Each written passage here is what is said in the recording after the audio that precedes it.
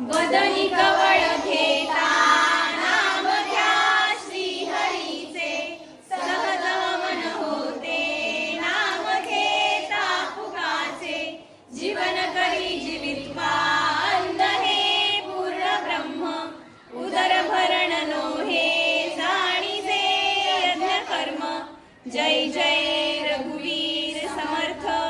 Thank you God for this healthy and delicious food.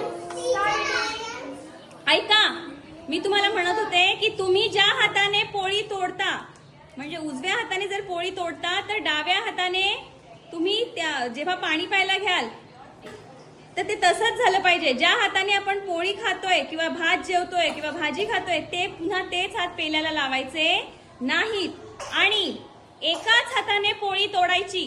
दोन्ही हात सगळ्या स्वयंपाकाला सगळ्या त्या जेवणाला